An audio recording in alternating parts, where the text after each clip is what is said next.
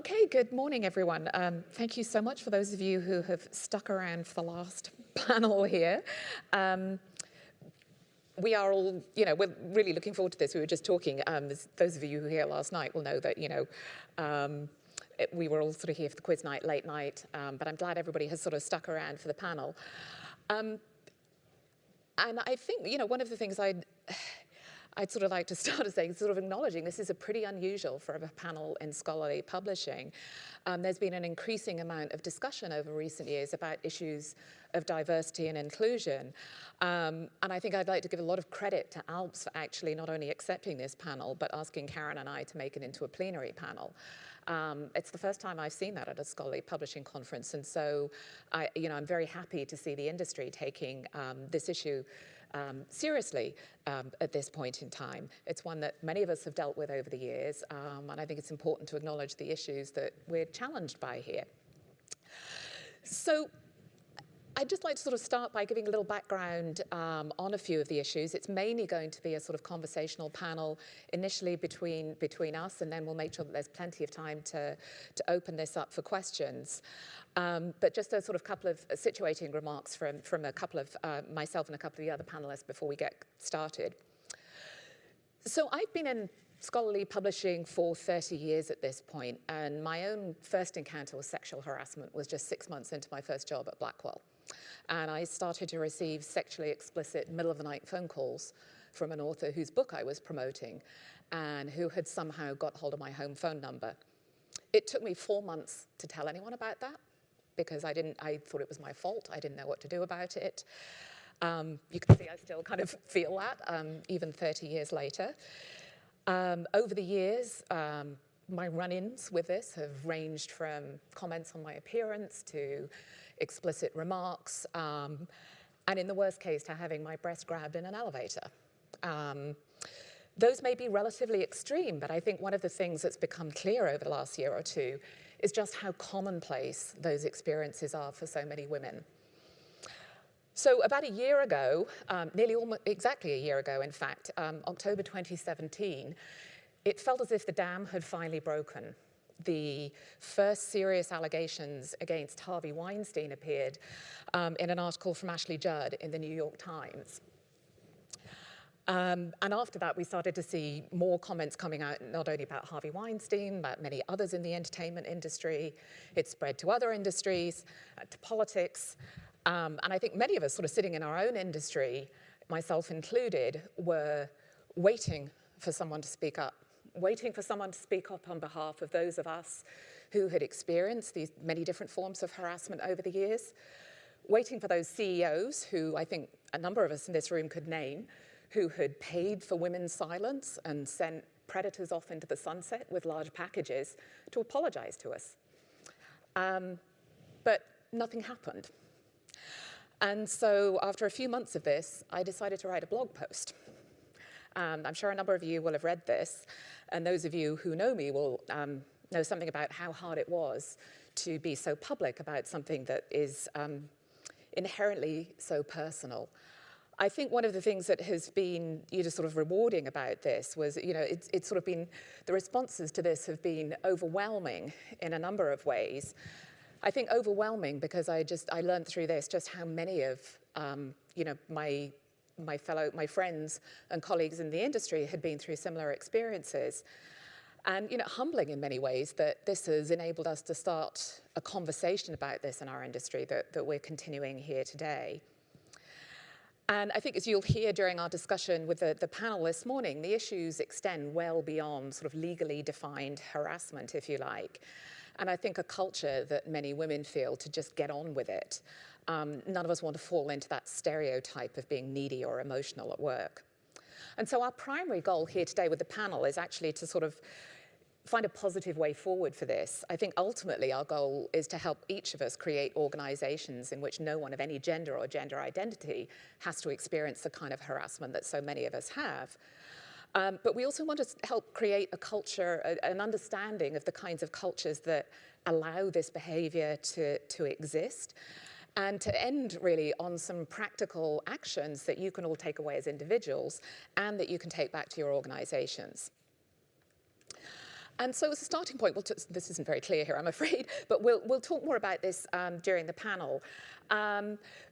This is a diagram that came from a report that came out, many of you probably will have seen, this came out in June, from the National Academies of Science, Engineering and Medicine in the US. And this was just a sort of look at, it's a sort of iceberg model where you see the sort of visible harassment at the top. But what became clear in this report, and is backed up by other research, is that the most common kind of sexual harassment is actually gender harassment. The put-downs, if you like, rather than the come-ons. And I think it's important for us all to understand that those are very damaging to those who suffer those. But that is also a behavior that allows for these more insidious and severe forms of harassment to exist. Next, there's the question of how much harassment is out there. And this is really difficult because it's one of the sort of most pernicious aspects of harassment, that we don't really know how much there is. We don't know who the victims are. We don't know the perpetrators. And so it's hard to sort of get a really accurate read on how many there are. The data here is based from the Youth Development Study in the US, which is the most comprehensive examination of workplace harassment in a longitudinal study. And so we have 100 women here. Anyone want to guess how many of them have experienced harassment by age 30? Not quite, it's 46, so 46%. There was another study, actually, that was published just yesterday in the Guardian from the Young Women's Trust here in the UK, which was a survey of women aged 18 to 30. That had a different numbers, 23% reporting sexual harassment, 31% sex discrimination at work, 19% say they're paid less than their male colleagues, and 43% of young mothers report maternity discrimination. And so coming back to scholarly publishing, the truth is we don't know how much harassment there is in our industry. I think we're starting to collect data on some aspects of this through things like the Workplace Equity Project that's been doing some really important work, but we don't really know. We do also know that part of the problem we have as an industry is because of how intertwined we are with academia and science. And I think we all know just how much of a problem there is there. Coming to science itself, so I said that there was the biggest report that's occurred was this one from the National Academies earlier this year. And that comes not only in the wake of the Me Too movement, but there's a very big debate in the US about what to do with, for example, fellows of the National Academies who have now been found guilty of sexual harassment. And so there's a really very live debate about how to handle those issues in the US. But within the NASM study, there was a survey from the University of Texas system of more than 10,000 students and faculty, and they found that 20% of women at undergraduate or postgraduate level in the sciences, 27% in engineering, and 47% in medicine said they'd been sexually harassed by members of staff or faculty. And the data from this study shows that for LGBTQ women or women of color, they're far more likely to be sexually harassed than their straight white counterparts, but this is another area where there's a real dearth of data and we don't really know enough about what happens to underrepresented minorities. What we do know from academia is that it's sort of those strict hierarchies and the sort of star culture of academia that means that many of these perpetrators are not held accountable. There was a news item that a friend of mine at Yale forwarded me just a couple of months ago. A professor in their School of Medicine who was found guilty not only of sexual harassment, but also of retaliatory behavior 3 years ago, has just been given an endowed chair. So what do we do about all of this? Another of the challenges we have is that a lot of the organizational training that exists just isn't that effective. I'm sure many of us have sat through those kind of painful PowerPoints or seminars that we're all forced to go to at work where everybody's sort of shuffling around and not really engaged. At best, that kind of training helps us to understand basic information like legal definitions of harassment or how to report a violation. But at worst, it actually backfires. And it backfires because it reinforces gender stereotypes. It tends to portray men as powerful and women as vulnerable. Either way, it fails to address the root problem, which is how do you actually prevent harassment at work? And so while training's an essential part of that, it's just not enough. Companies need to be able to create a culture in which women are treated equally, but everyone is treated with dignity and respect. And research has shown that companies with more women in management have less sexual harassment. It's partly because harassment flourishes in cultures where men have power and women don't. But it's also a way to reduce gender inequality in other ways. So you see in organizations that have more women in management, a smaller gender pay gap, women tend to be promoted more equally, and you see sort of more people of both sexes on different sort of work teams. And so, I mean, it's interesting to think about our own industry, which is, you know, again, we saw the data in the Workplace Equity Project survey yesterday. It's a highly educated industry. I think for the most part, we like to think that we're enlightened and pretty liberal. And so the question has to arise, why hasn't that offered us more protection? Why do we still see exactly the same problems as somewhere else? And so, you know, for an answer to that, I'm going to turn to my favorite feminist tract of the moment, Mary Beard's recent book. This is based on a couple of lectures she gave here in London. And her primary subject in these two essays is female silence. And to quote here, she hopes to take a long view on the culturally awkward relationship between the voice of women and the public sphere of speech-making, debate, and comment. The better to get beyond the simple diagnosis of misogyny that we tend to lazily fall back on. And so she really sort of puts power at the center of her argument that if progress ever is to happen, it's going to require a fundamental redefinition of power. Who has it, who doesn't have it, and how it gets used. And so while today we're going to sort of focus on some of these practical issues of what we can do within our organizations, I think it's important to have this sort of bigger sort of meta context in mind as we're thinking about how to address the specific issues of harassment. So I'm going to hand over to a couple of people from the panel, but first of all, I'm just going to introduce the great panel we have lined up today. And I'm very grateful to everybody for agreeing to do this. Femi Otitoju is Training Director at Challenge Consultancy and has done a lot of work in this area, including with firms within our industry. Karen Phillips is Senior Vice President, Global Learning Resources and of UK Editorial at Sage here in London. Dr. Afroditi Pina is Senior Lecturer in Forensic Psychology at the University of Kent, and all of her research is in sexual violence against both men and women. And Merkel-Sobotta is Vice President of Communication and External Affairs at GRUYTER. The full bios for everybody are on the conference website, so if you want to get in touch with anybody afterwards, you can find them there. But I am now going to hand over to Afroditi to talk to us a little bit about some of the research on harassment. Thank you so much for inviting me, Alison, and thank you so much for having me. I'm really excited that this is on the agenda and we're having this conversation here. So to start off, if you looked at that iceberg that Alison very kindly put up there, this is basically what I would like to talk about. What is sexual harassment? And predominantly the problem that we have as academics is how do we define harassment? And harassment is very, very difficult to be defined because it is about certain behaviors, which I will talk about, but it's also about perceptions. And what is harassment to me may not necessarily be considered as harassment to someone else. Thankfully, legally, there are now certain behaviors that we can all sort of look up to and say, you know, at least these are defined, these are harassment. So there are different types, different sort of ways in the literature to group sexual harassment. The first one was the inventory of sexual harassment, which was an instrument to measure harassment experiences. And we're talking about three different things, two mainly, verbal and non-verbal sort of comments. So if someone comments on your clothing or looks or repeatedly requests you, you know, that you go out on a date with them, or even non-verbal displays such as staring and whistling, that could be harassment. Also, we can distinguish between harassment between typologies. The most often well-known type of harassment is the quid pro quo, where someone of higher power asks of you, you know, either a sexual favor, and there is either the promise of advancement or the threat of reprisal if you don't sort of, you know, go with that behavior. And also we have hostile environment harassment of two types, which is the gender harassment, such as comments about your gender in particular, or unwanted sexual attention, which would include the verbal comments and the requests for dates. But also we can look at sexual harassment by who perpetrates it.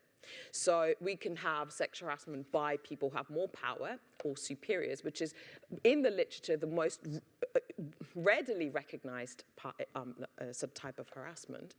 But we have also harassment by co-workers, which statistically is the most likely to happen. And also we have harassment from people who have less power in an organization or an institution than you, which is that of subordinates or contra-power harassment. So what underlies sexual harassment, which I think is one of the most important questions to ask? There are several things that have to be in place or are in place when harassment or for harassment to happen.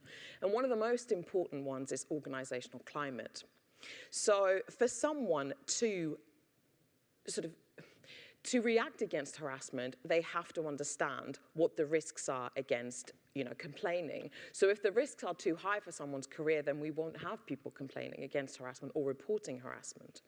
Also, the availability of sanctions, like if harassers don't get punished for what they've done, then far less likely, women and men are far less likely to come forward and report their victimization, which we've seen, obviously now we're having this debate of what to do with harassers, what the available sanctions would have to be. Also, the job gender context is really important. For example, in traditionally masculine occupations, we have more gendered behavior. The harassment is of a more gendered sort of way, such as displays of masculinity, aggression, or sexism. And for that, women are seen as deviating from the traditional gender norms in participating in that workplace, and therefore they're victimized for that sort of reason. In female-dominated occupations, we also have harassment, but it's of a different kind. Women are usually then what we call token in the workplace, and become salient minorities, so they may encounter hostility or victimization purely for that matter. It usually comes, that type of harassment usually then comes from their supervisors and tends to be of the quid pro quo nature, more likely.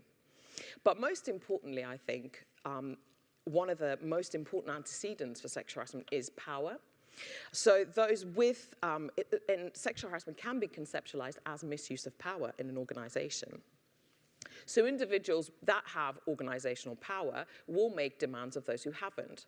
That's not to do with harassment, that's normally how, obviously, institutions work. But the most frequent type of harassment, as I said, is the peer-to-peer one, where power differences are not that easily visible. However, there are because power is relative, there are covert ways to exercise power, such as being hostile towards someone, devaluing someone, withholding cooperation or support, or even aid. So the impact of sexual harassment, there is a multifaceted impact of sexual harassment. It can be work-related, health-related, and obviously psychological, which was my particular interest. In work-related terms, organizations suffer, individuals suffer, there's high turnover, job dissatisfaction, absenteeism, a lack of attachment with the institution, and commitment to the organization. In terms of health-related aspects, victims experience stress-related psychosomatic symptoms that tend to persevere over time, such as having headaches, migraines, muscle pains, nausea, heart palpitations, and sleep disruptions. And the psychological effects can be acute, both acute and chronic. And that sort of leads to what we call sort of post-traumatic stress disorder or PTSD symptomatology. So that can have a profound effect on the victims and lead to depression and lots of different kinds of negative affects, such as fear, anger, and sort of sadness and depression. But also, there is the issue of co-victimization. What happens to you if you witness harassment happening to somebody else? And that could be equally as traumatic than sort of happening to you. And it has a profound impact on both the well-being and the job satisfaction. But how do victims respond? This is one of the important questions, I guess, because we need to know how people respond in order to be able to put the things in place that need to be put in place to help them out. And what we know from sexual harassment research is that responses tend to be quite varied, and they are very personal, and they are very complex, because harassment is a complex behavior, and there's lots of different things, as we said, that are involved in it. Official reporting and taking legal action remains still to this day very low. We're talking about less than 10%, depending on which sort of report you're talking about. It's around 6 to 8%. There tend to be four different types of reporting. We've got the formal reports, like official reporting and legal action. We've got informal complaints, social support strategies like talking to friends, or even attempts to communicate with your own harasser. And this is data from a 2014 European-wide survey of what was the sort of most chosen response. And as you can see, not talking to anybody or talking to a friend were the two sort of most chosen responses. Because sexual harassment has been conceptualized in the research as a workplace stressor, we can talk about coping strategies. How do victims of harassment cope with it? There are 5 different coping strategies that have been identified, and they are very similar to, obviously, responses. Advocacy seeking is one of them. Social support, turning to family and friends or colleagues is another. Avoiding the situation, denying the situation, and even confronting or negotiating with the perpetrator. Research back in 2005 also clustered responses in women in particular, because that's what the research sort of focused on, in avoidant negotiators, support seeking, or even detached women. And the detached women, interestingly, tended to be older women that were in the profession for a lot longer. They were far more able to detach than the younger women from it, which is interesting, and I'd hope to have a discussion about that. My own research on victim coping sort of showed me that there are particular emotions that are linked with coping strategies, and also particular perceptions and particular sort of ways of looking at the situation and what the situation is that would affect the way that someone would respond. So if you were to confront or negotiate with a perpetrator, the likely emotion that you would have been feeling beforehand would be anger. If you're more angry, then you're more likely to turn, and to mobilize against sort of somebody and sort of react to it. Avoidance was more linked with experiencing fear. But even in the avoidance situations, women were still experiencing anger, because anger is linked with unfairness, and sexual harassment is inherently unfair. So to anyone that this is happening to, they would be experiencing anger because they know they don't deserve to have that happen to them. People were more likely to seek confrontation when they were harassed by someone of sort of equal power to them than the supervisors, for obvious reasons, for the retaliations or the career-related sort of reprisals that they may encounter. And they were more likely to seek support and even avoid if they were harassed by people who were superiors and they didn't know how to report. Thank you for inviting me along here today. I'm really excited to be here. I've been working around sexual harassment for around 30 years, and I started when the first women joined the London Fire Brigade as firefighters back in the late 70s and early 80s. Can you imagine what that was like, to be the only woman on a watch on a fire station?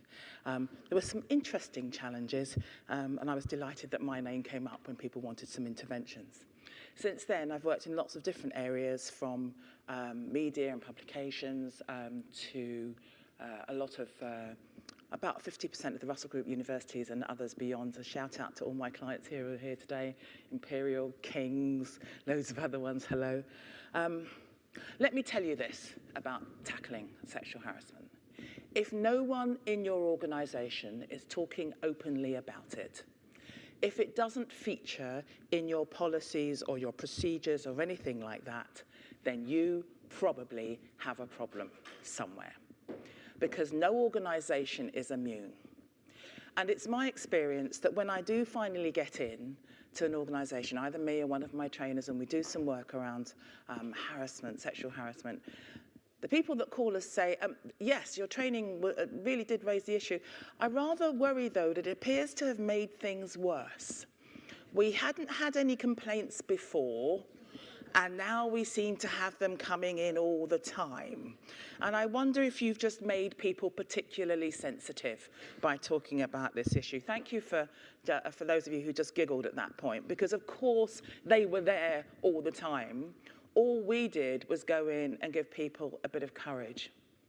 we facilitated their ability to tackle it, and that helps, I think, the organisation to give them an opportunity to do it. So I want to talk to you now about the sorts of things that you can do, and I'm going to do it from the position of things that I have done in other organisations. This stuff works. And the first is you set the tone properly. I'm dismayed when someone says to me, Femi, could you come and talk to us about we've got a new policy, our new harassment and bullying policy. And I always think, and what does that do? Teach people how to do harassment and bullying. And actually, I did have to go into one place where some guy had gone off on a course and come back from his training course at head office into the workplace to say, I've learned how to do harassment properly now. I've had the definitions and I'm up for it. So I think it is infinitely preferable to start as you mean to go on. It has to be called a dignity at work policy. You have to have the focus on the outcome, not on the behaviours that you're trying to get rid of. And what that does, it's not just about saying the possible perpetrators should behave with dignity and treat people with dignity and respect. It's also that the aim is to facilitate those people on the receiving end of the sexual harassment to deal with it with dignity too. And I often quote an advocate for human rights. Her name was Dominique de Menil, and her take on it was that if we tolerate the intolerable, we lose dignity. That's a call to action, not just for the people who might be doing the harassment, but also for the people who are on the receiving end of that behaviour, and also for those of us who see that behaviour happening. So a dignity at work policy has to be very clear in its expectations of all of the potential parties there. So that, if you do that, you change people's mindsets. It's a bit like, you know, if you're going into Argos or Lidl, you don't expect very high quality, lots of staff to be around to give you high quality service, because that's not what they stand for. But if you go into John Lewis, you expect high quality service. If you have a good policy that highlights what you stand for, then people expect good things of their colleagues, of one another, and of themselves. So you need to be John Lewis, okay, not Lidl. The second part, the right messages from the right people. Too often I see HR are required to write the policy. The dignity at work advisors are expected to be around looking for people. And nobody thinks actually it's everybody's job. So the message needs to come right from the top, but it also needs to be told by every single manager, every single person who has responsibility for communicating and supporting staff. So it comes in your policy. The leaders say it when they are addressing, I don't know whether you're having a town hall or any other meeting like that, make sure the leaders are saying it. And in some of the training sessions that I've done, where I've done big programs, we've had a senior leader member come in and introduce the session right at the start. And if they can't be there because it's so important, they can't even do that, I go in with my mobile phone and I record them, and I play that recording of them stating their personal commitment to the issue at the beginning of each session that we do. And then you need those structures, because, you know, it's all very well saying it's on the intranet. You can go and have a look on the intranet. But, you know, the intranet is a vast thing in most organisations that you can get lost in. So when I say clear and accessible, I mean that people see them and they know how they can refer to them easily. So I'm looking for posters on the walls, just like health and safety. When the data protection legislation changed, we all had stuff up everywhere, didn't we? Treat it, please, in exactly the same way. And if you can have good communication channels, if you're large enough to have specialist trained dignity at work advisors, then that really helps. You can tag it on the end of other duties. If you've got mental health specialists, for example, they can maybe take that on. If you have diversity advisors, they can maybe take that on. And the policy, like other policies, should be updated regularly. I would recommend a minimum of every couple of years, and I would say that every line manager should bring that to a team meeting when it's been reviewed and go, hey, look, the policy's been reviewed. What does that mean for us at a local level? And facilitate a conversation around it. That keeps it live, and it makes it clear that people can bring it up at any time. So, hoping that you do those things, and then you won't have very many issues. But if you do, well, every one of us needs to be like a superhero. Choose your superhero. I like Batman with the cape, flying over Gotham City, supervising what's going on there all the time. And if we see something that's at odds with our stated policy, we don't look at the victim or the person, the recipient, and think, oh, well, she seems to be giving as good as she gets. That one doesn't seem unduly worried. I won't make a mountain out of a molehill. Each of us as individuals need to say, I saw it, it made me uncomfortable, I will do something about it. We really shouldn't be a bystander. And if we train people to interact with that, not train them to understand the definitions and stop there, but to understand what their role is in tackling it, that makes a real difference because people intervene early. And whilst it isn't always that you absolutely tell someone, I completely believe everything you've said immediately, we certainly have to say, I can see this thing has had a profound effect on you. I do not want you to be feeling that in the workplace. I will support you in doing something about it. So that's what I mean by an affirmative response, because it doesn't matter whether this behaviour was or was not actually what someone else might call harassment. I want to intervene and then we will support you. So the support might be these specifically designated dignity at work advisors, but they may be the line manager, or obviously you can signpost into HR or something like that. Ideally though, there will be one person whose job it is to hold the complaint and to, if not carry out the investigation themselves, make sure that it goes smoothly, that it's timely, that everybody who's involved understands how it works. We need clear behavioural guidance. People will often say, yeah, how many different types of behaviour do I need to describe? Can't I just say, behave nicely to one another? No, actually, I like to see, when you have got an intranet, the space is infinite. I like to see long, long lists of behaviours that other people have perceived to be harassment. I often trawl back through past cases that have gone to tribunals and pick out the behaviours that people have cited, because very few people actively set out to harass. They just do stuff that they didn't think would land in that way.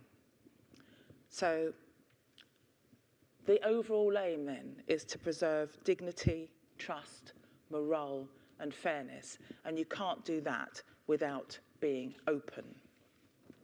So let me finish with this.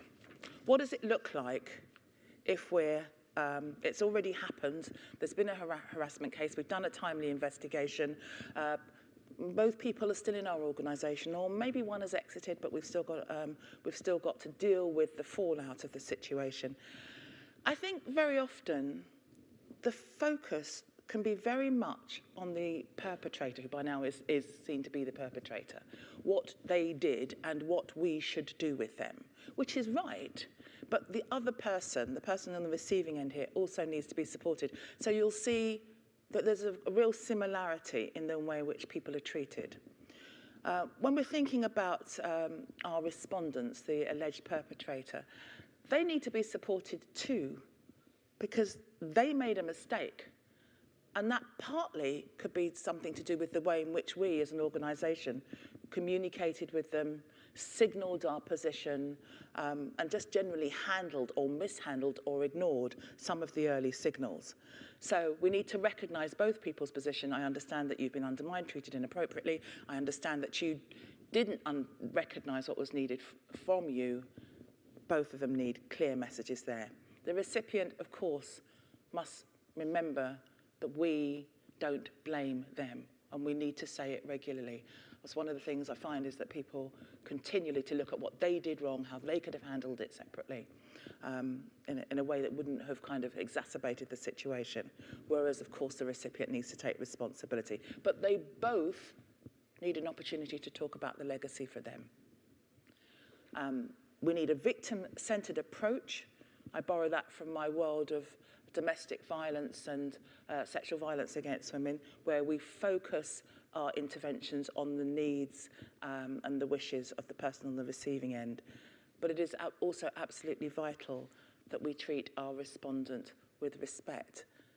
If they're going to survive in our organisation, they mustn't be completely vilified and made to feel like they have no place. And a willingness to perhaps move somebody, to check back regularly, and to give them an opportunity to tell you what it feels like to heal. Those are some of the lessons that I've learned being in those situations. I'm looking forward to talking with you a little bit later about, just reminding you about the sorts of actions that you can take. Thank you. So Eric and Karen, I mean, you're both people who are sort of working in our industry and have done for many years. And I wonder if you could talk a little bit about your experience with these issues in your organisations over the years.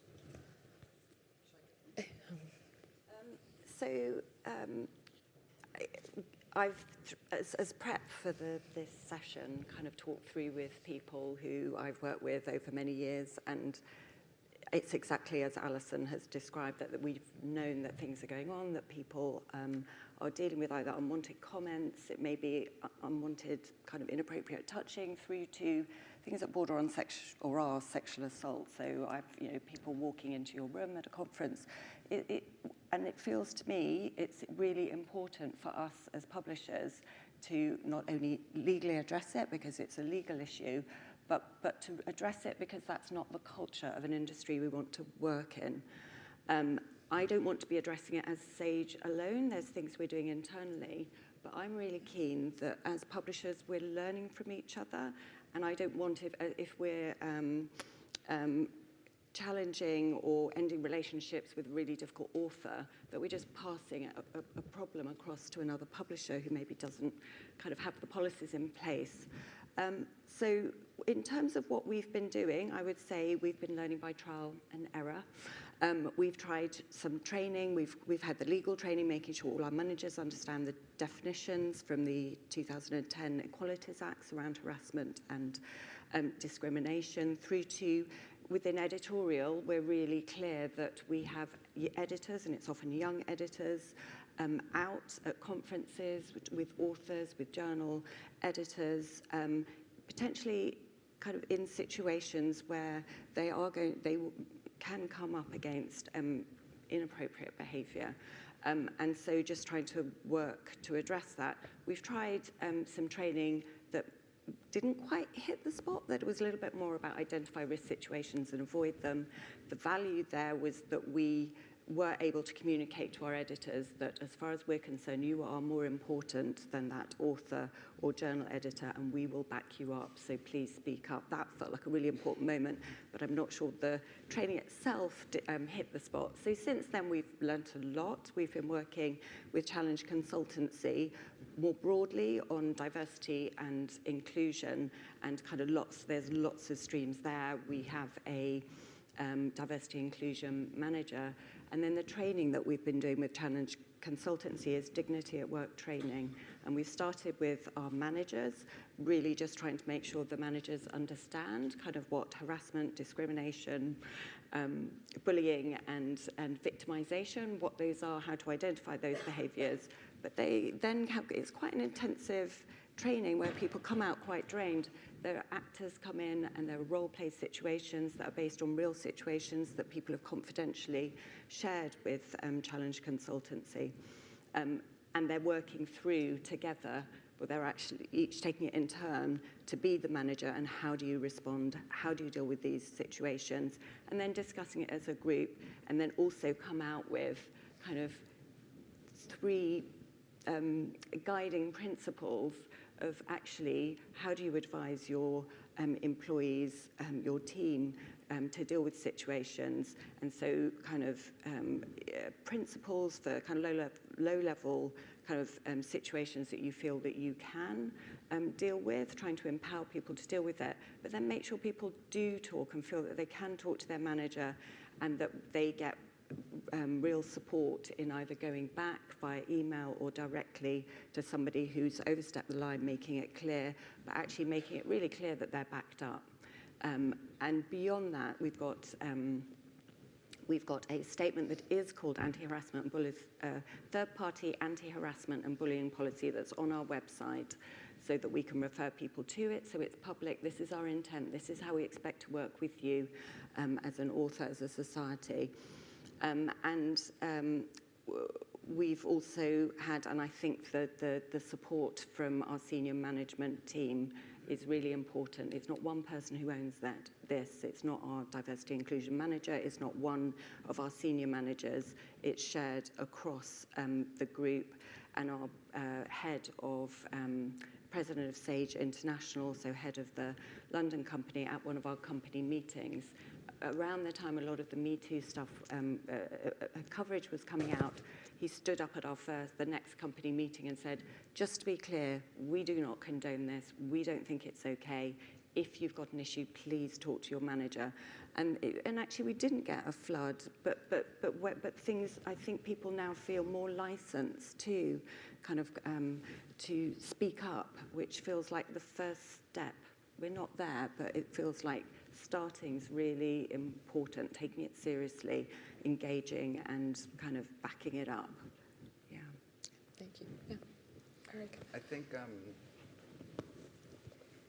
something in general. I think the way I've become involved in these sorts of issues, I basically sort of fell into it. And I think in the beginning, it was assumed that as a gay man, I had experienced discrimination and harassment of maybe a different sort coming up through the ranks. And I'm happy to say that I was quite lucky that there wasn't that much of it. And when it was there, it was easy for me to tackle it head on. And I was lucky. I was one of the very few that didn't really care when something happened. This is not acceptable, and if I get fired, well, that's the way it's going to be. But I think that attitude has led through the different jobs I've had at the different companies as being at least a point person to also for straight men who were unsure what was allowed or what has changed. I mean, beyond the obvious abuse of power, the really obvious things, but it's of course not the obvious things that are difficult to correct or to master or to avoid. It's the subtle things that are more difficult. It's the innocently meant comments about appearance. It's the hand on the shoulder when passing somebody in the hall. Those types of things that are more difficult, I think, to legislate. If you also look at cross-border, what British or American audiences might perceive as harassment might not be the same, whether it's right or wrong, be perceived the same way in a Latin country, or in something much more innocent might be perceived as something outrageous in for example, in a very religious Islamic country. The nuances are different, and it's going to be difficult for all of us to codify what is acceptable and what is not acceptable. There's going to be a lot of work for all of us, I think. I'm glad I'm here today because what Femi has just told us, it's codifying sort of things that I can now take back into our organization. I think from what the non-scientific anecdotal discussions I've had since I've known that I was coming here with my colleagues, both male and female, with us, it is this issue, this in-house editor dealing with author. That's where there are many more issues than, for example, coworkers or supervisors. And so that's going to be I don't think some people in our organization even considered that. They were just thinking, at De GRUYTER, this is not an issue. And that's a blanket statement, so by definition, probably not completely true. But I think when we take this forward next year, and it's going to be an uphill battle because many women and many men don't think we need it. But I think that is going to be the area where we find our sort of early career editors that travel a lot and go to conferences going to say, oh yeah, that does have something to do with my work, even though it's not one of my colleagues. So I'm going to hope and motivate to consider that as something wider. When it comes to dignity of work, I think we're in a good place. We don't have an anti-harassment or bullying statement. It is indeed dignity at work. Abuse of power is also something that people within our particular company are very aware of, even down to day-to-day business decisions are sometimes perceived as an abuse of power. And I'm comfortable in that area, like indeed, and this is the secret I think for many men, an abuse of power is something that is probably clearer for a man to understand. And I think that pulling it more in that direction, my own personal opinion, the experts probably differ. I think that there is more that we can do in that direction. It will be easier, at least, for us to get some of the men who don't think it's a problem to understand that it's one of these types of games. Okay. So the first question that I wanted to sort of ask, anybody who would like to sort of comment on this was, I mean, in many ways, here we are sort of 50, 60 years after the sexual revolution, the sort of heyday of the women's liberation movement in the 60s. And so, there's part of me wonders, why are we still talking about this, right? And so I sort of wonder your views on sort of this current moment. Is this a watershed around harassment at work? And if we're not quite sure, what is it that we can be doing to try and make sure that it is? I hope so. So I think the Me Too, but also gender pay gap, have been really important moments in just nudging companies to take this seriously, and you need to be seen to be protecting yourself maybe, or be seen to be doing the right thing. And if that's the way that we achieve progress, then I think that's great. But I hope, and I hope this session actually can start galvanizing people across publishing. So it's up to us. In a sense, it's up to us and other industries. If we respond, I think there's an opportunity for it to be a watershed moment. Yes, I do think it's a watershed. I think that obviously #MeToo is very instrumental in that. But quite interestingly, the biggest driver I find among some of my clients is that people have finally begun to realise there's a very real business case for behaving well at work. If women feel harassed in the workplace, they won't give their best. They won't stay. You've got a leaky pipeline. That's costing you money. You've got managers tied up with all sorts of bits and pieces to do with dealing with all of that. And I think that most people understand that that is bad for the bottom line. Yeah. And if they say, so that's that. But the other part of it is if you manage to stop all that happening, and then you have got more women, in particular up at senior levels in the organisation, your business does better. You've heard that a bit. The bit I love is that if you have women on your board, you're much less likely as a business to get involved with things like bribery, corruption, and shareholder battles. So research has shown us that, tackling sexual harassment is good for business. I did ask somebody once why they thought that was the case. They said they thought it was because women were better at covering things up, which I'm not sure was exactly the answer. I think it's the other way around. I think that if you've got a good organisation that's working positively around these issues, that's the kind of organisation that has more women on them. So yeah, it's watershed time. Yeah. I'd say I definitely hope that this is the start for change, because obviously we've seen historically things, with court cases and things in the media, sort of, go in the media, have their sort of moment of spotlight and then go away.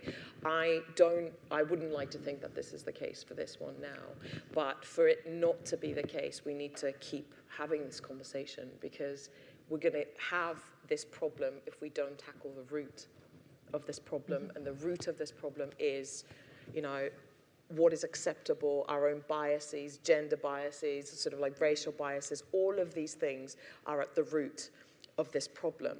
And I mean, I heard you, I understand people are concerned because, they don't know what to do, they don't know what to say, what's appropriate, what's not appropriate. That's the conversation we need to start having. What really is appropriate and what is not appropriate is, lists of behaviors, as you said. If this is what people want to know, this is what we need to be telling them. And also, one of the most important things is to actually agree on the sanctions for the people. Appropriate, sanctions for the people who do engage in these behaviors. Because I would agree with you that someone who, you know, sort of comments, says something fleetingly by mistake is not the same as someone who deliberately targets predatorily sort of, you know, young people in an institution because they would want to gain something out of it. We're talking about two different people. However, these two different people share one thing in common. They have grown up and they've operated in a system which allows this to happen. So this system is what needs to change. And I know that this is not really, you know, kind of practical, but it needs to change. Otherwise, everything would be just a gloss over. So appropriate sort of sanctions are really, really important. And if you don't want to punish someone really harshly, make them apologize. Sometimes all the victim needs is a public apology to state that what you did is wrong for other people to see, but also for themselves. So I would think that that would be really important. Yeah, I mean, it's interesting. We were talking in the bar last night about sort of how early these lessons about sort of gender behaviours are kind of learned. So it's very sort of deep rooted in the culture. But I'm interested to hear a little from each of you about the role that you think that men have to play in this. And it was interesting, when I'd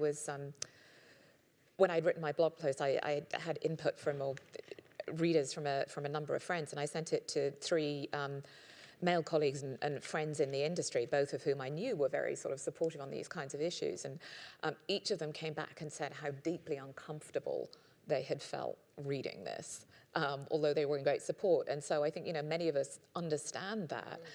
But how do we help those men who want to be allies in this moment? What is it that they should be doing that's different to what we need to do as women?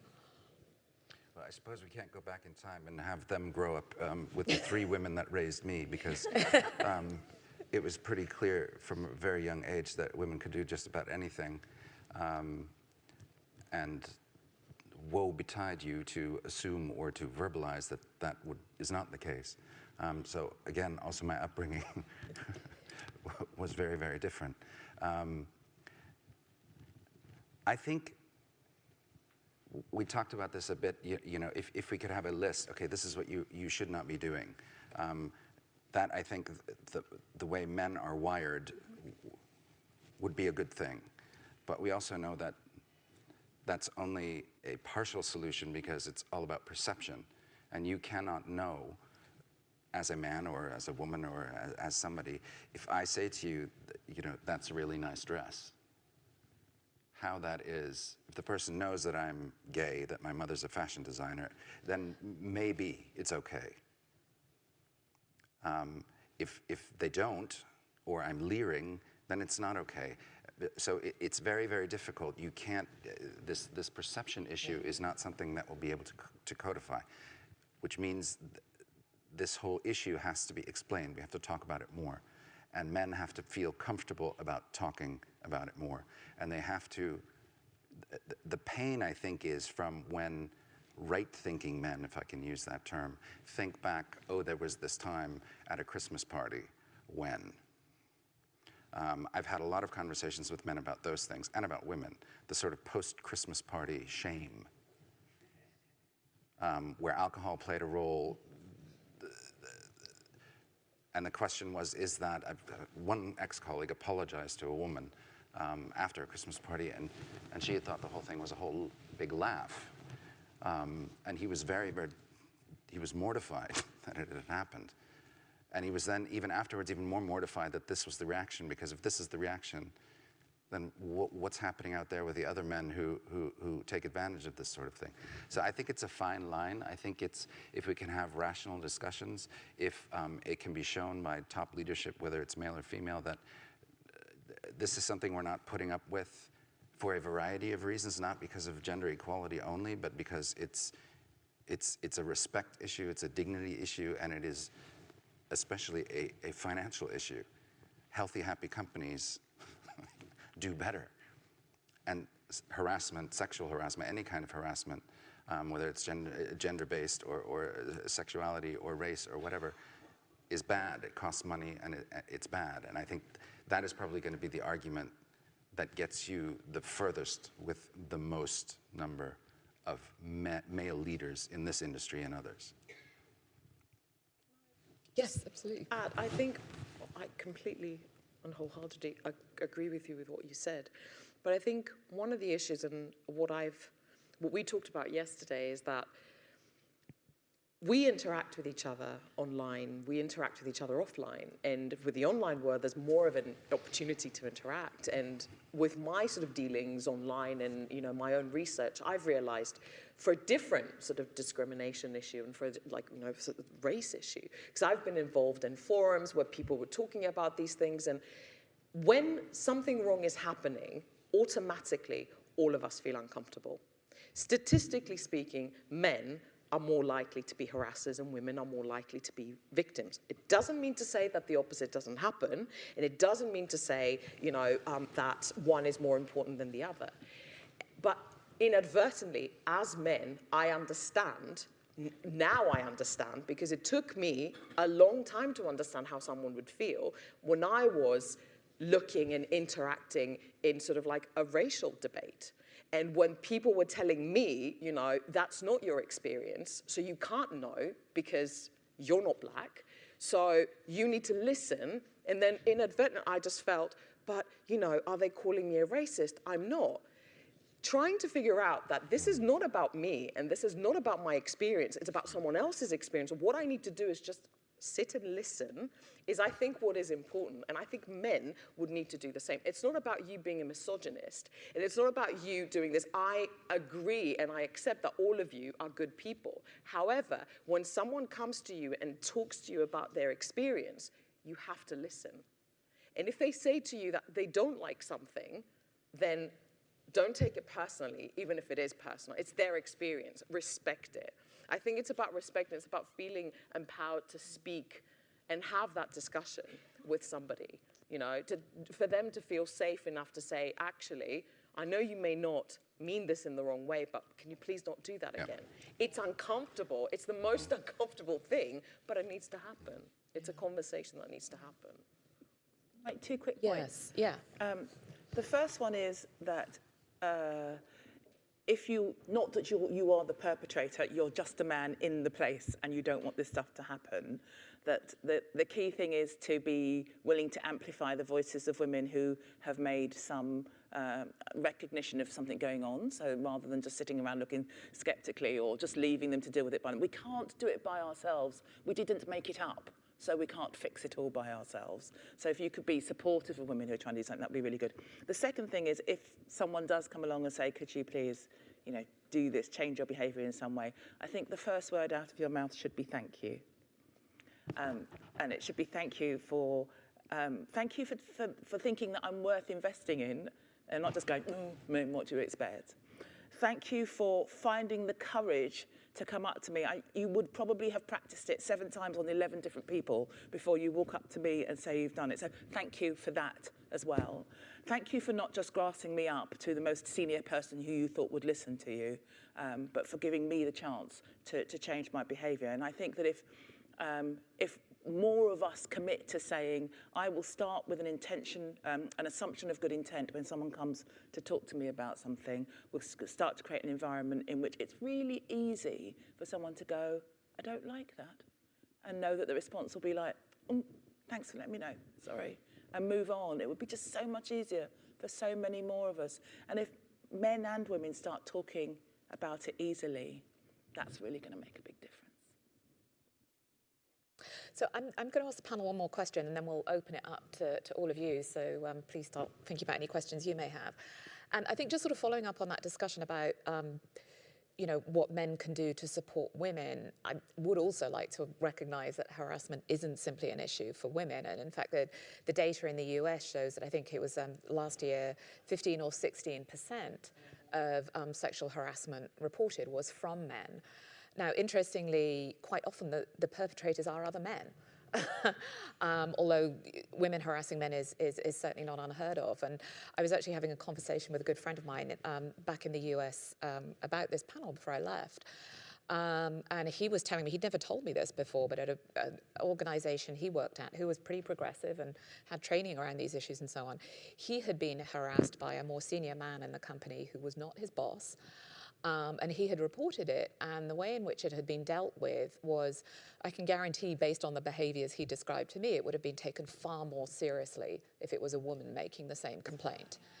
And even worse, a year later, in a reorg, he was asked to report to this guy.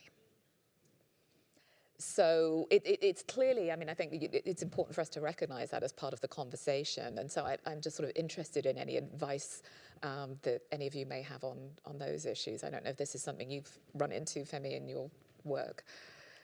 I mean, there's very often, because I work across all the protected characteristics around diversity, so when we talk about harassment, we tend to think about it in the round. And of course, we have to remember that things become intersectional. So if you're gay and then you also happen to be black, then you get over-sexualized, and you're more likely to be on the receiving end of that kind of, the imagery around you tends to be more sexualized. So the advice I have is, if you can have the employee resource networks, they're a very good source of support for staff. And if you're too small to have your own, if you can link them into other resource networks across the industry. So this is something that's worked quite well in print media, where the different publishers have had groups, say like minority ethnic groups or gay male groups, etc., so those people can go and get support themselves outside of their organisation. Because often, the best thing for a company is an informal response.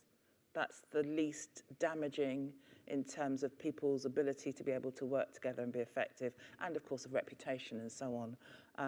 And we're more likely to be able to respond informally if we can test things out on like-minded people who understand our world where we work, as well as people who understand our individuality. And those employee resource groups can be invaluable on the basis of that. Yeah. I'm learning a lot. So. Great. Okay, so let's open it up. Does anybody have a question for the panel? First of all, thank you so much to the panel. It is not easy to be up there, but especially to talk about a topic like this. I think we all recognize it can be uncomfortable and difficult, but it's something that needs to happen. So thank you so much for doing this, and certainly thank you to ALPS for having this as the closing plenary. One thing that struck me in listening to you all and in a lot of the debates that have gone on earlier is that even well-meaning people, I think, have come up and said, I'm fatigued of this. There's a lot of talk about this in conferences and on our blogs and, everything in the national debate. But how, as an industry, think about how much we talk about predatory journals, and yet we're tired of talking about predatory policies or predatory people. So how do we keep up this energy and continue this conversation without people kind of starting to ignore it because they think they've had enough? Question, Lauren. Thank you. Anybody want to weigh in? Karen? I think it has to come from your senior management. So you've got to be able to impact on senior management to take it seriously. And I think it's only at that point that it doesn't become, why are you still going? You've got to go on to the right people, I suppose, and really get those people on board. But this is a moment where I think a lot of people are listening and actually do want to change. And if you can add in that it's good for the business, then kind of, you're going to have a much better chance. But I would like to hope that people would do it because it's not an environment that a lot of us want to work in. So. I immediately have to say that I turned to Heather behind me and said, not another of these presentations. And I thought it was a diversity presentation, I must admit, which is slightly different. And I apologize for that. She did say to me, it will be different, didn't she? But I think I just want to say one thing.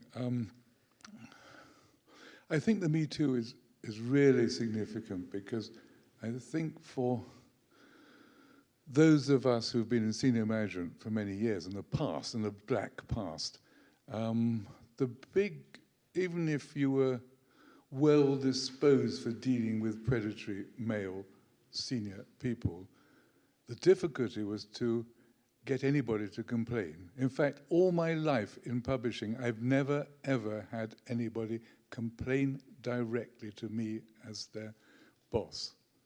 And this is, I think, the change is going to be, because people will speak out. And that would be wonderful, because there was somebody in the company I worked for, which I had to be very careful exactly how, but one person here will certainly recognize if she's still here. But he was famous, he was very senior, but nobody would, I used to get told, so-and-so has done this. The person wasn't specified, the action wasn't specified, so what did he do? Well, I sort of think about that.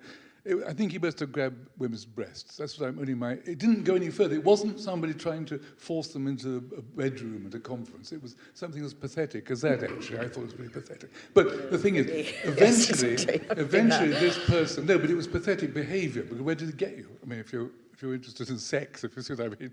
But the thing is, he went to another company afterwards and was got because somebody had complained immediately. And there was that, and he was out within a day, you know? But I mention this because I think the complaint thing is really, really, really going to be make the difference. I think you're absolutely right. I think probably, you know, Afroditi and Femi can both comment on that. But we all know. I mean, we saw the data in Afroditi's slide that women still don't complain or make a formal complaint, partly because it's very difficult to do so. And partly because of the sort of fear about the response. I mean, I know we were talking about this last night. Afroditi is in the same field as my husband, and, you know, there is a common person in the academic world who was somebody who was a problem when I was an editor 20 years ago, and graduate students are still having the same problems with him. These people in many cases are known, and that's true in the industry as well. You know, I've worked at places where there were men there who had moved from other companies, and we were all warned about them because we had women friends who worked in those companies. So it's not that we haven't known about the problem. So, it shouldn't be like that, though, and that's why I think, I mean, I understand where you're coming from, and that's why I think also we need to be respectful of the fact that we place far too much weight on the actual victims themselves to come forward, which they're a very important part of the equation. But what we need to understand is the reason why they're 6% or 8% is because they're afraid. And they have every right to be afraid, because if they do complain, they become permanently visible as a complainer. Who's going to employ them afterwards? What sort of effect is that going to have on their career? How much progression are they going to have? Will they have to change, you know, occupation completely? Which is what I've seen people, graduate students of that particular person do, for example. And it's this attitude of, you know, talking about it with our colleagues and saying, but what's going to happen to him? Nothing's going to happen to him. You know, he's going to retire, and then he's going to get like a position, you know, an adjunct position in some institution, and nothing's going to happen if you complain. This is what needs to change. And to help victims come forward, I think more people, both men and women, who hold more power in an institution than that person should support that person. If you see somebody being harassed, report it yourself, you know, go and talk to them and say, you know, this is going on, would you like me to support you? We all have a responsibility to stamp this out, and we need to understand why this is 6% or 8% of women who come forward. These are the valid reasons why, and we need to work with them, I guess. Are you okay if I go? Sure. Do you get that thing, I just need to talk to you about something that's happening. Please don't tell them I told you. I don't want you to do anything. I just want to tell you, right? The answer is, sorry, I can't hear it because I have to look after you. I have a responsibility to look after you. So I can't promise you that. I promise I won't do anything without telling you. I promise I won't tell anybody anything without telling you that I'm going to do that first. I promise that that whatever I do, I'll take what you want into account. But I really cannot have you having this in the workplace. That's the first bit. The second bit is, look, don't wait for the complaint. We have a responsibility to look after the perpetrator too, because given what's going on in #MeToo era, their lives could be destroyed. So if you come to me and go, don't tell him I told you, but this, and this, I'm going straight to that perpetrator saying, I've got no proof, I've got no evidence, but I've got this hunch that this is not going right with your behaviour. I think maybe you're abusing your power. I can't put my finger on it, but that stuff can be dreadful. I'm just telling you that I'm concerned about you. Do take care of yourself. We wouldn't want this to go wrong for you. And I think if more of us did that more often, people would realise that actually they need to change their behaviour. Get stuck in. Go and do something about that. I'd add the other thing is that where we do get instances where people do speak out, that it's seen to be taken seriously, that they are backed up, that we do go to the author, the journal editor, and that it's very clear that they're backed up. So we've had instances where, you know, the editor involved emailed a journal editor to say, you know, this, whatever the behaviour that happened is not okay, I don't want it to happen again, but copied their senior manager in, so it was clear that it was as public, that they were backed up, and actually then we worked with them, are you okay working with this person? We don't particularly want to pass the problem on to another person, but actually they were, and we've got to take the lead from that person in terms of what feels okay. But I think when we're seen to be acting, more people are likely to feel that they can come forward. A comment and a question. So, Femi, I couldn't agree with you more. And I was in a situation a long time ago where I said to somebody, please don't say this. I also happened to be saying it to the VP of HR, who, I don't know where my head was at. But she took care of the whole thing. She did it well. And I was never bothered again after about 4 months of being continuously harassed by someone. So that is definitely the way to go. Question.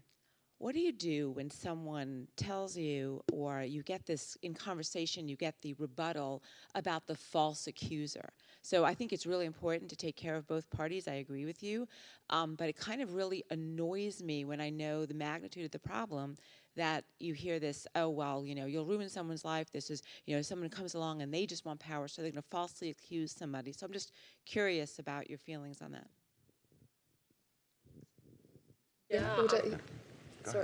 I mean, it's a reality, you know, people do make false allegations, and it's a question that I get a lot when we're talking about rape, for example, especially when, you know, I teach about rape and we're talking, you know, to students, and you're thinking, but what do you do with women who want to just take revenge on somebody and then they falsely accuse? They do happen, but the statistics tell us that it doesn't happen a lot. We're talking about 0.8% of people who would falsely accuse.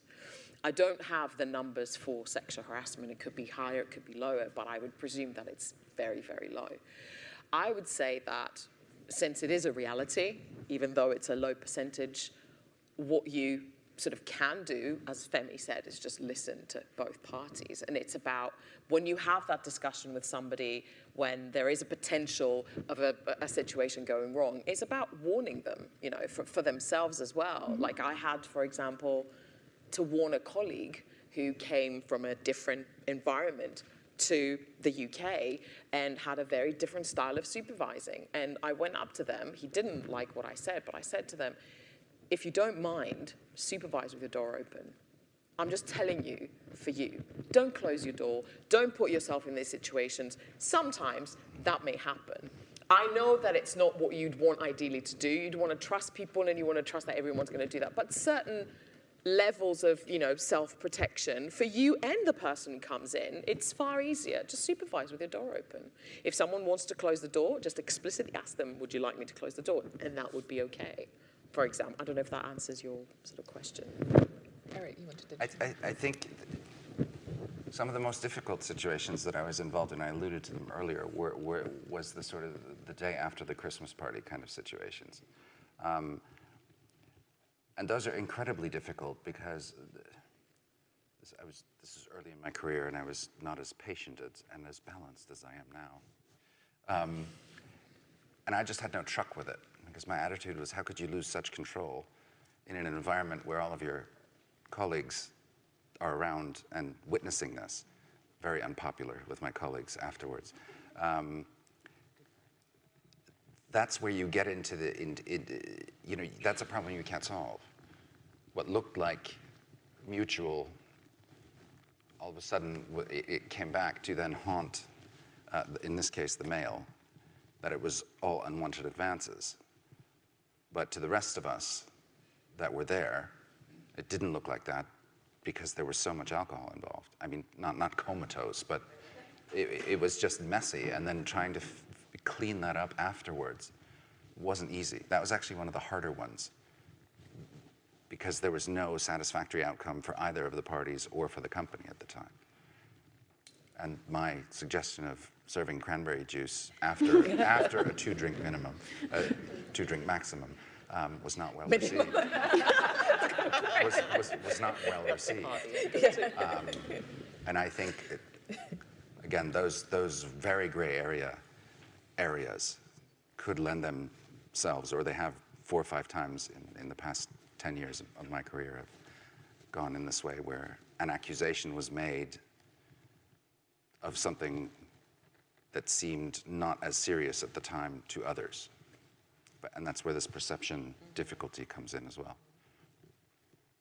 It really would depend on the type also, you know, because obviously different types of harassment would involve different kind of types of behaviors. So if someone would have written evidence, you know, of inappropriate behavior or footage or something like that, that's a lot more likely to, you know, for us to know that it's not false allegations. But we know full well that that's not the case, you know, many times. But as you said, it's very tricky to distinguish between what is consensual and what is not consensual, and you always have to think of what is that one person tells you and what. Well, it's impossible from an external position. Absolutely, yeah. It is impossible. It is impossible. And you can get it wrong. Yeah. And then, yes, in that case, you might actually ruin someone's life. I mean, that sounds very dramatic, but it's absolutely the case. Yes, I just have one question, because what struck me about this is you're talking about sexual harassment in effect in isolation, but I wonder if you would consider it as a separate policy within a company, or whether it would be part of the whole workplace culture, because, I mean, my experience has been not of sexual harassment, but of bullying. Yeah, yeah, and I absolutely. think bullying is an aspect because they bleed into each other, and I wondered if you've got any thoughts about that. Yeah, I think absolutely, and a couple of us touched on that, I think, in the introduction. This is definitely part of a wider work culture, and where any kind of bad behaviour is tolerated, you're more likely to have the more extreme versions of that. So,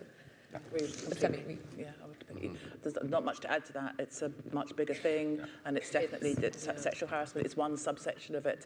Absolutely, I would have said that. It tends to get higher profile because obviously it's often treated as more damaging. Yeah, I think it gets more profile and it's treated as more damaging because people erroneously think that the motivator behind sexual harassment is sexual. You know, that people want to gain sex or they want to do that. So more times than not, it is about power. You know, it's about an abuse and misuse of power. And that doesn't distinguish sexual harassment from any other type of harassment. It's an abuse of power, you know. And because, as I said, power is relative, you know, and it's relevant to your situation. You could be harassed by pretty much anybody. You could be harassed by a student. You could be harassed by a client, by your supervisor, by your colleague, whoever it is. I would add that the people our managers who've come out of the training have absolutely said that kind of harassment and bullying are it's the same continuum. Yeah, absolutely. Okay, well, I would like to very much thank our panel this morning, and I hope that this has at least given you some good ideas to sort of take back to your own organisations, and if you're not already having these conversations, to be able to start those. Yeah, and just then to sort of wrap us up, Femi has some final comments for us to take away. Would you like me to? I just have one slide that I want to leave you with in case you're thinking, right, that was all very interesting, what do I do? Here's 10 things you could do. You could just, it's a kind of smorgasbord, you could just choose any of them. So first of all, just make sure there is a really clear statement and that you use it in every media that you can. And actually, I think it's a great idea to incorporate it into things like employment contracts or any other contracts like with authors and so on, and get people to sign those things that you've got something to refer back to. So then support it with the policy. Weave it into the DNA of the whole organisation. If you're doing management development training, it should be in there. If you're doing support and supervision training, it should be in there. You can see that it would fit in all of those places. If you're introducing it now, make sure you do something for all the staff you've got, as well as for the new staff that are coming in. And of course, a strategic governance approach for those leaders so that they're asking the right questions. Make sure that your managers interpret the policy at a local level. They're talking to people in their one-to-ones or in a team meeting or something like that, so everyone can see what that means for them.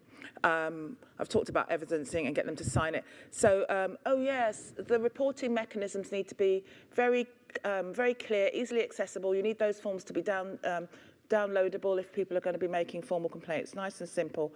and monitoring. We didn't talk about monitoring, but of course, you know, you're doing research, you need those numbers.